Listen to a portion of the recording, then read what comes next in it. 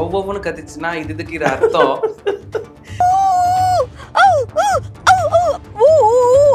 Love you. இப்படிலாம் அதெல்லாம் சும்மா கதை, இப்படிலாம் பேசாதீங்க.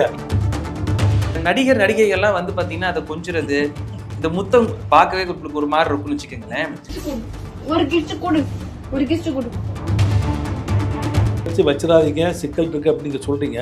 இப்போ பெட் டாக்ஸ் வச்சிருக்காங்கல்ல, அவங்களும் வந்து வீட்டுக்குள்ள அடைச்சுதான் வச்சிருக்காங்க. ஒரு ஆப்ரேஷன் பண்ணா இந்த அமௌண்ட் டாக்டருக்கு, இவ்வளவு அமௌண்ட் மெடிசன் இருக்கு அப்படின்னு from this area dogs operate பண்ணணும் அப்படின்னு சொல்லி தான் இப்போ எழுதுவாங்க. நிறைய தவறுகள் நடக்குது. இதுதான் காரணம். அதற்கு சந்தோஷம்னா அது ஒரு விஷயம் தான். அதையும் இப்படி பண்ணிடுறீங்க. சரிங்க, அப்படிலாம் நீங்க கொண்டு போனீங்கன்னா எதுவுமே பண்ண முடியாது நாட்டில். சேட்டை பண்ண வச்சா டக்குன்னு நம்மளே கழிச்சிடும். அனிமலுக்கு உள்ள பிஹேவியர் இருக்குல்ல, அதை மாற்ற முடியாது. ஓனரே வந்து ஏன் கடிக்குது, அது அனிமல் பிஹேவியர். யாரும் கேட்க மாட்டாரு. ஆனா இது வந்து சொல்றதை கேட்கும்ல. ஏய் இங்க வா சாப்பிட உட்காரு, சிட் ஹியர் அப்படின்னா உட்காருது இல்ல ஒபீடியன்ட்டா. நீங்க படுக்க வேண்டிய இடத்துல நாய் படுத்து கிடக்கு. இந்த கண்டாவை எல்லாம் பார்த்துட்டு இந்த நாட்டு வீட்டுல இருக்க பாரு. ஒரு மாநிலத்துல வந்து நாய் இல்லாதனால வந்து குரங்கு வந்திருக்குங்கெல்லாம் ஏத்துக்க முடியாதுங்க. குரங்களுடைய வசிப்படம் இது கிடையாது. தப்பு பூரா நம்மகிட்ட தாங்க இருக்குது. நம்மகிட்ட தான் இருக்குது. அனிமல் குறையே சொல்லக்கூடாது என்ன பொறுத்தவரையில. தெருநாய்கள் சம்பந்தமான விவாதங்கள் வந்து நிறைய போயிட்டு இருக்கு. கால்நடை மருத்துவக்கலையில வந்து ஒரு பேராசிரியரா இருந்திருக்கிறீங்க. நீங்க இது எப்படி பாக்குறீங்க சார்? என்ன சொல்றது, இதெல்லாம் தேவையானே எனக்கு தெரியுது. அனிமல் லவர்ஸுங்கிற பேர்ல வந்து ரொம்ப ஆக்ரோஷமா மீடியா முன்னாடி பேட்டி கொடுக்குறாங்க. கான்ஸ்டிடியூஷன் ஆர்டிகிளை பத்திலாம் பேசுறாங்க. எல்லா உயிர்களுக்கும் வாழ உரிமை உண்டு இப்படிலாம் பேசுறாங்க. ஒருத்தர் ஒரு மாதிரி பேசுறாங்க. அனிமல் லவ்வர்ஸ் அப்படின்னா ஆப்போசிட் இருக்கிறவங்க ஹேட்டர்ஸா மாறிடுறாங்கல்ல. இப்போ நான் வந்து அனிமல் லவர் தான். இப்போ நான் ஒரு விஷயம் சொல்றேன், நான் வந்து என்ன ஹேட்டர்னு சொல்லுவீங்களா? நீங்க சொல்றாங்க. அப்படி எப்படி சொல்ல முடியும்? இப்போ அதுதான் பிரச்சனை. அந்த அனிமலை வந்து நீங்க வந்து அதை கொல்லணும் வைக்கணும் அப்படின்னு சொல்றது தான் அது தப்பு. அப்படி பண்ணக்கூடாது. அப்படி சொல்றவங்க தான் அவங்க அனிமல் ஹேட்டர்ஸ் சொல்லுவாங்க. இப்போ அதெல்லாம் அங்கே பேசுறவங்களாம் பார்த்தா அந்த தீர்வை பத்தி பேசவே மாட்டேங்கிறாங்க. அப்படி கடிக்குது இப்படி கடிக்குது, சின்ன பிள்ளைலாம் பரவாயில்லையா, உங்க வீட்டில் இருந்தா பரவாயில்லையா? நாய் இப்படி கத்துச்சுன்னா, ஒவ்வொன்னு கத்துச்சுன்னா இதுக்கு இது அர்த்தம். உண்மையிலேயே வந்து இப்படி இப்படி கத்துனா இப்படி இப்படிலாம் இருக்குது அப்படின்ற மாதிரி தெரியாம கேட்கிறேன் நான். இல்ல நீங்க 38 வியாக்கியானம் அப்படிலாம் சொல்றாங்க பார்த்தீங்களா, அதெல்லாம் நம்பாதீங்க. பெட்டாக் வச்சுக்கிங்க, ஒரு ஓனரை பார்த்தோன்னே அதை அமைதியாக வந்து வாலாடிட்டு சவுண்டு கொடுக்கும். ஒரு அன்பின் வெளிப்பாடுன்னு சொல்லலாம். சம்டைம்ஸ் பெயின்ஃபுல்லாக தான் வச்சுக்கலாம், சவுண்ட் வந்து கொஞ்சம் டிஃப்ரெண்டாக இருக்கும். இதான் பண்ண முடியுமா தவிர ஒவ்வொரு வாய்ஸுக்கும் ஒவ்வொரு குணம் இருக்கு, அப்ப அது நினைக்குது அப்படிலாம் சொல்லவே முடியாது. இப்படிலாம் அதெல்லாம் சும்மா கதை, இப்படிலாம் பேசாதீங்க. இல்ல சார், அதை பார்க்க நிறைய பேர் கோபம் ஆகுறாங்க. ஆமா ரொம்ப கெட்டவங்க கொலகாரங்க நீங்க வந்து சிலவங்களாம் தப்பா சொல்றாங்க. அது வந்து எப்படின்னா திருநாய் இருந்தா என்ன பண்ணுது அப்படிலாம் சொல்றாங்க. கெடுதல் தான் அது. திருநாய் கெடுதல். ஏன்னா ஸ்கேவெஞ்சிங் அது வேலையை பார்க்குறாங்க. அது எப்படி ஸ்கேவெஞ்சிங் வேலையை பார்க்க தப்பு தானே.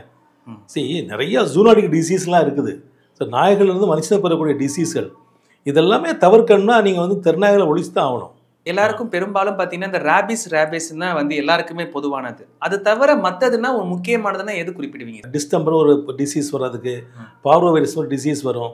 இதுக்கெல்லாமே வேக்சின்ஸ் இருக்குது. உதாரணத்துக்கு சொல்கிறேன், இது வந்து கம்யூனிகபிள் டிசீஸ் நமக்கு வந்துடும். ஜூனாட்டிக் டிசீஸ் நமக்கு வந்து வேறு விதமான பாதிப்புகளை உண்டாக்கும், உடல் உபாதைகளை உண்டாக்கும் வச்சுங்களேன். ரேபீஸ் மட்டும்தான் மோசமானது, டெத்தை உண்டாக்கும். தீர்வு என்ன அப்படிங்கிற பற்றி தான் நான் இப்போ உங்கள்கிட்ட சொல்ல வந்திருக்கிறேன். இது வந்து முன்னாடியே நான் வந்து பல அதிகாரிகள்கிட்ட பேசியிருக்கிறேன். விழலுக்கு கிடைத்த நீர் போல ஆயிடுச்சு. இருந்தாலும் உங்கள் சேனல் மூலியமாக நம்ம சொல்லிடுவோம். 2 விதமாக இருக்குது. பெட் டாக்னு ஒரு குரூப்பு, ஸ்டே டாக்னு இருக்காங்க. பெட் டாக் வச்சுருக்க அப்புறமா எல்லாருமே வந்து ஒரு வீட்டில் தான் வளர்ப்பாங்க. அது ஹவுஸ் ஓனர்னு ஒருத்தர் இருப்பாரு, அதை வளர்த்துட்டு இருப்பாரு. இந்த டாக் போலாம் வரைமுறைப்படுத்தணும். சென்னையில் மட்டுமே நான் நினைக்கிறேன் 1 லட்சம் டாக் இருக்கும், பெட் டாக் மட்டும். இந்த 1 லட்சம் டாக்கையுமே நீங்க ஏன் வந்து கார்பரேஷன்ல போயிட்டு ஏன் ஒரு பெர்மிஷன் லைசன்ஸ் வாங்கக்கூடாது? இதை வாங்கணும். இப்போ எல்லாமே ஆன்லைன். ஸோ இவங்க என்ன பண்ணா ஒரு டேட்டா பேஸ் மாதிரி வச்சுக்கிட்டு ஒரு 1000 rupees ஃபீஸு எவ்ரி இயருக்கு. டாக் ஓனர்ஸ் வந்து என்ன பண்ணால் தே ஷுட் கெட் லைசன்ஸு. அதில் வந்து இந்த வேக்சின்லாம் போட்டிருக்கீங்களா எல்லாம் போட்டு அதை வந்து வச்சுக்கணும். 1000 ரூபா வாங்கினால 1 லட்சம் டாக் இருக்குது.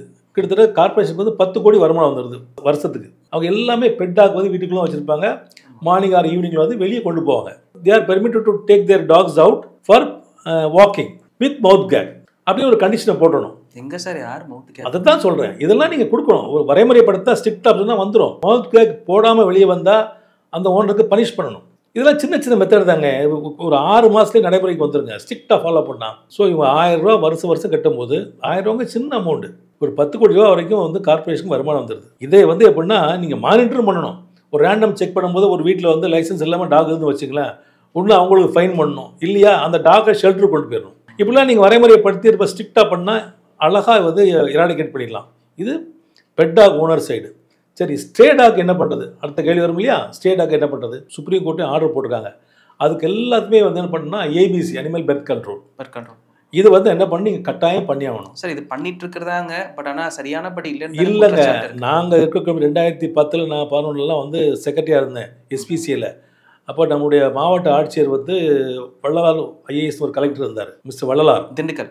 ஆமாம், திண்டுக்கல் கலெக்டர் இருந்தேன். அப்போ அவங்க நாங்கள் ஜாயிண்டாக வந்து நிறையா பண்ணோம். முனிசிபல் மெடிக்கல் ஆஃபீஸரோட சேர்ந்து இந்த ட்ரைவ்லாம் பண்ணோம், நிறைய வந்து கண்ட்ரோல் பண்ணோம். அதுக்கப்புறம் அது ப்ராப்பராக இல்லை. இது ஒழுங்காக பண்ணியிருந்தாலே, நான் என்ன சொல்ல 10-15 வருஷம் ஆச்சு, இதெல்லாம் ஒழுங்காக பண்ணியிருந்தாலே ஒவ்வொரு பகுதிகளுமே தமிழ்நாட்டில் பல மாவட்டங்கள் இருக்குது, சிட்டிஸ் இருக்குது, இதெல்லாம் ப்ராப்பராக பண்ணியிருந்தாலே இவ்வளோ பாப்புலேஷன் இருக்காது. அப்போ என்னென்னா இதை முறையாக பண்ணலன்னு அர்த்தம். இதுதான் யதார்த்தமான உண்மை. கட்டாயம் என்ன பண்ணணும், அனிமல் பெர்த் கண்ட்ரோல் பண்ணிவிட்டு அதை ஷெல்டர்ஸில் கொண்டு விடணும்.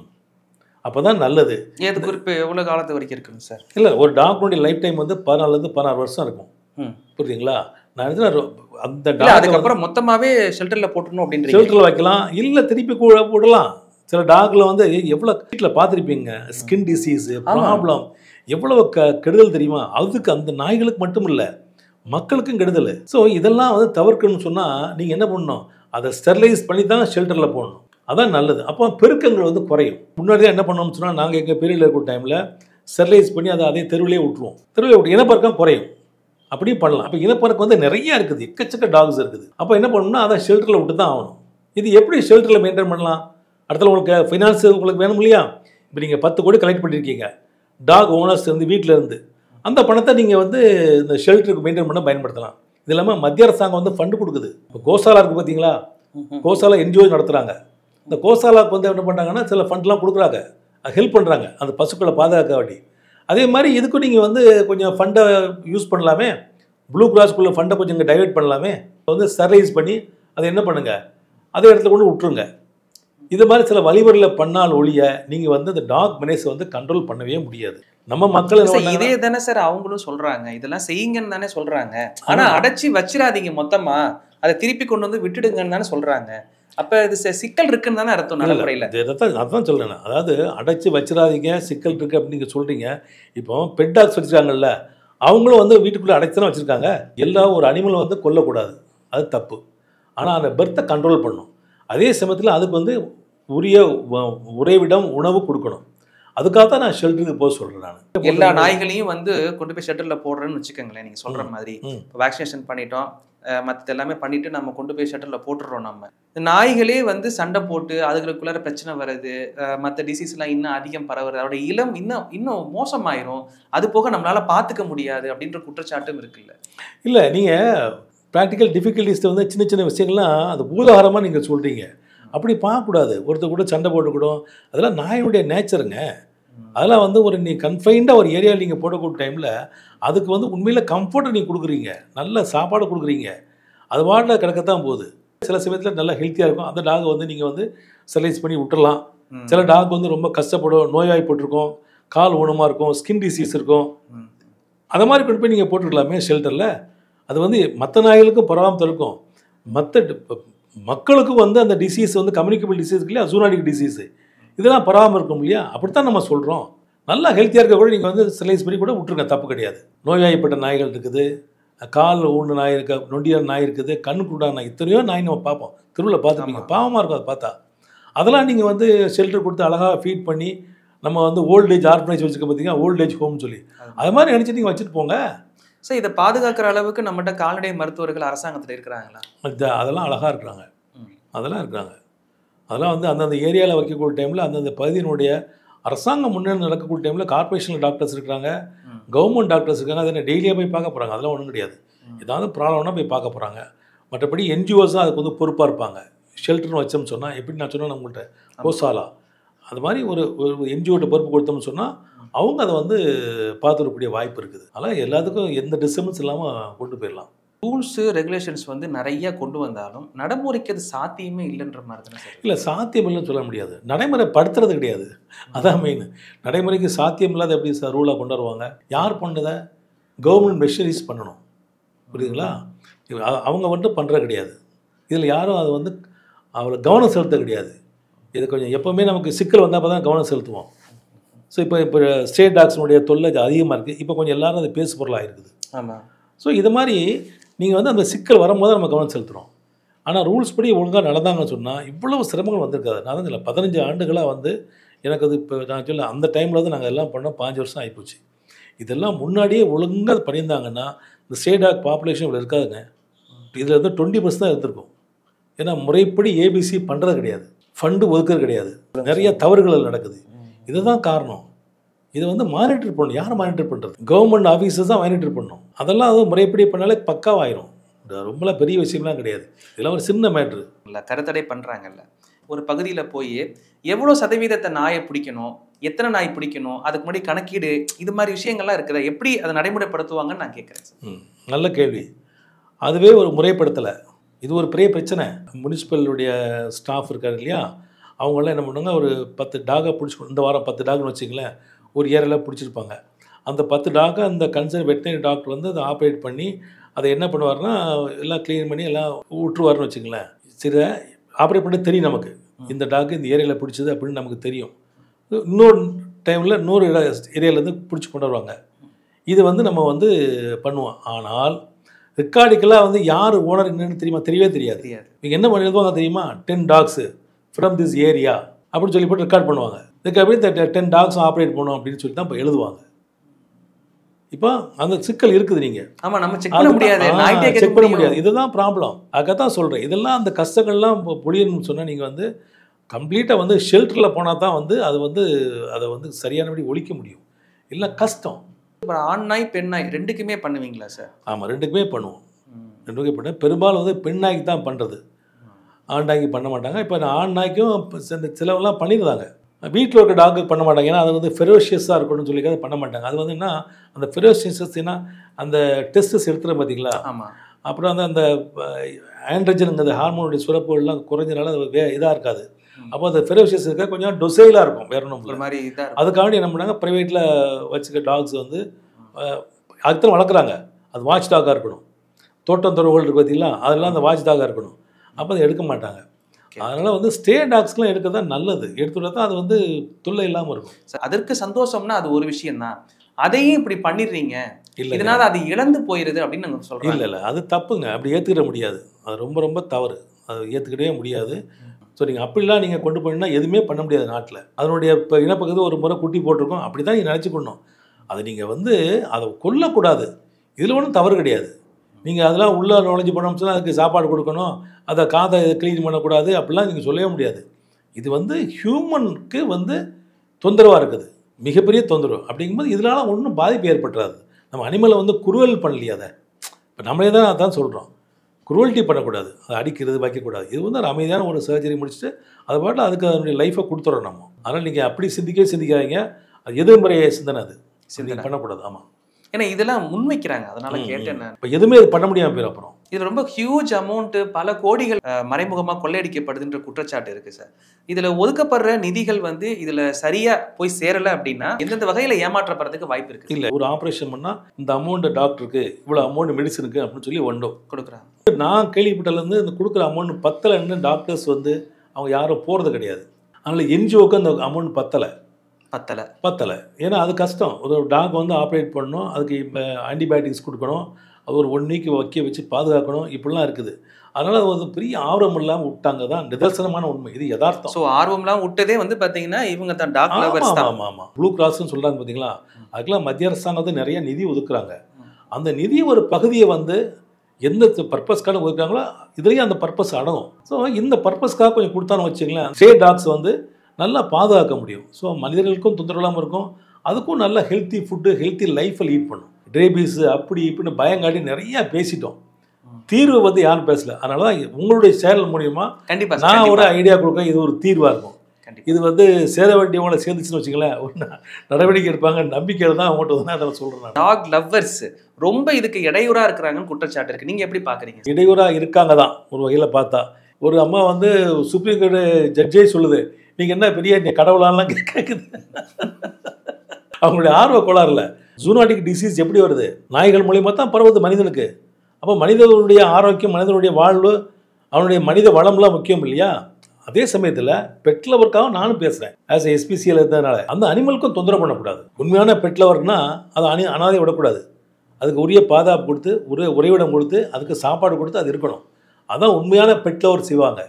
அதை தெருவில் விட்டு அதை கண்டுக்கிடாம போகிறது வந்து நான் வந்து ஒத்துக்கிட மாட்டேன். இத்தனை நாள் நாய் கடிக்காமல் இல்லை மனுஷங்களை, அங்கங்கே கடிச்சிட்டு தான் இருந்தது. ஆனால் சமீபத்தில் அதிகரிக்கிறதுக்கு இந்த இனப்பெருக்கம் மட்டும்தான் காரணமா இல்லை வேற ஏதாவது காரணம் இருக்கு? நிச்சயமாக இனப்பெருக்கம் தான் காரணம். ஒரு டாக்கு முன்னாடி வந்து ஒரு தெருவில் போனால் 1-2 தான் இருக்குங்க. அது பாட்டில் ஒரு ஓரமாக படுத்துரும். நீங்கள் பார்த்தீங்கன்னா இப்போ ஒரு தெருவில் போனால் 20 நாய் 30 நாய் நிற்கும். ஸோ ஒரு மாதம் வரும்போது எல்லாத்துக்கும் ஒரு மாஸ் பிஹேவியர்னு ஒன்று இருக்குது. அது அனிமல்னாலும் சரி, மனுஷனாலும் சரி. ஸோ அனிமலுக்குள்ள பிஹேவியர் வந்துருக்கு இல்லையா, அது மாறாது. இப்போ பெட் அனிமலே நீங்கள் வளர்க்கணும்னு வச்சுக்கலாம், அது அனிமல் பிஹேவியர் இருக்கும். இப்போ நம்ம வீட்டில் வந்து என்ன கோவப்பட்டால் டக்குன்னு ஒரு பிள்ளையை அடிச்சு போடுறோம், அப்புறம் அன்பாக இருக்கும் இல்லையா? அது மாதிரி என்ன பண்ணால் அது என்னதாவது நம்ம ஏதாவது சேட்டை பண்ண வச்சோம், டக்குன்னு நம்மளே கடிச்சிடும். ஆமாம்மா, நிறைய வீடியோஸ்லாம் பார்த்துருக்கேன். ஆமாம், ஓனர்ஸே கடிக்குது. ஓனரே கடிச்சிடும். கடிச்சுட்டா அப்போ என்னன்னா அது ஏதோ கோவத்தை கடிச்சிருது. அப்போ நம்ம அன்பு காட்டாமல் இருக்க மாட்டோம், அன்பு காட்டிட்டு தான் இருப்போம். இனப்பெருக்கம் அதிகமாக இது மாதிரி நிறைய கூட்டங்கள் வரும்போது தொல்லைகள் ஜாஸ்தியாக இருக்கும். கண்டமணிக்கு போவோம். ஒருத்தர் விரட்டுறது வந்து தனிப்பட்ட முறையில்னா அந்த டாக் ஒரு ஃபியர் இருக்கும், அது கொஞ்சம் கண்ட்ரோல் ஆகும். கூட்டமாக வந்தால் சேர்ந்து விரட்டும். அப்போ சின்ன குழந்தைகள், பெரியவங்க எல்லாருக்கும் கஷ்டம். நன்றியோடு இருக்குங்க நாய். அதே பிடிச்சிங்க. நீங்கள் பெட் டாக் பார்த்தீங்கன்னு வச்சுக்கலாம், நம்மளை ப்ரொடெக்ட் பண்ணும், நம்மளோட அன்பு காட்டும், நம்மளை வாட்ச் டாகாக இருக்கும், நம்மளுடைய தோட்டம் துறவுகளில் வந்து எல்லாம் பாதுகாக்கும். ஸோ அந்த ப்ளஸ்ஸே நீங்கள் பார்க்கணும். ஸோ அந்த அடிப்படையில் இதெல்லாம் ஆர்ஃபன் டாக். அப்போ இந்த பாதுகாக்க நம்ம கடமை உண்டு. நாய் வீட்டு விலங்கா காட்டு விலங்கா? வீட்டு விலங்கு தான். பெட்டு என்னைக்கு நீங்கள் டொமஸ்டிகேட் பண்ணிட்டீங்களோ அதனால அது வீட்டு விலங்கு தான். காட்டில் இருந்துச்சு, ஒரு கட்டத்தில் வந்து மனிதர்களுக்காக வந்து பழக்கப்பட்டு வந்தாலுமே இது அதோடைய பிஹேவியர் கண்டிப்பாக இருக்கும்.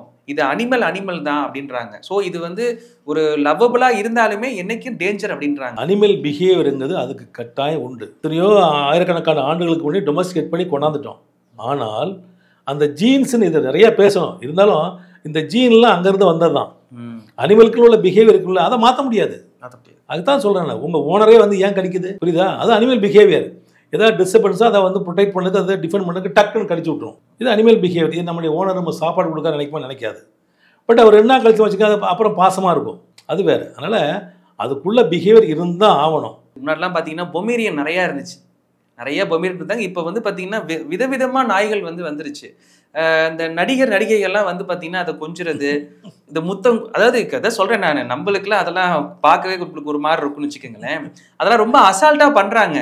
இதை பார்க்கும் பொழுது ஆஹா, இவங்கெல்லாம் ஒரு பெரிய இடத்துல இருக்கிறவங்க, இவங்களே இப்படி பிஹேவ் பண்ணுறாங்கன்னா அப்போ ஒன்றுமே கிடையாது அப்படின்ற மாதிரி இருக்குது. அப்படிலாம் பண்ணக்கூடாது. நான் வந்து பல முறை நாங்கள் வந்து மருத்துவக்குழுவில் வேலை செய்யும் போல நாங்கள் கூப்பிட்டே சொல்லியிருக்கிறோம். நாங்கள் அது மாதிரி இந்த நடிகைகளை அதை பேர் ஞாபகம் இல்லை, நிழல்கள் ரவி இருக்காரு, அவர் ஒரு டாக் கொண்டாந்தாரு. ஆமாம், அப்படிங்களா? நான் வார்டில் இருக்க ஒரு டைமில் இந்த அம்மா கொண்டு வந்தது ஐ திங்க் பொமரேனியன் நினைக்கிறேன். ஸோ அப்போ நான் அட்வைஸ் பண்ணியிருக்கேன். ஏன்னா அது மாதிரி நீங்கள் ரொம்ப க்ளோஸாக இது பண்ணாங்க, அவங்க வச்சுக்கிட்டு ஐ மீன் நெஞ்சில் போட்டுக்கிட்டு முத்த கொஞ்சத்துலாம் இருந்தாங்க.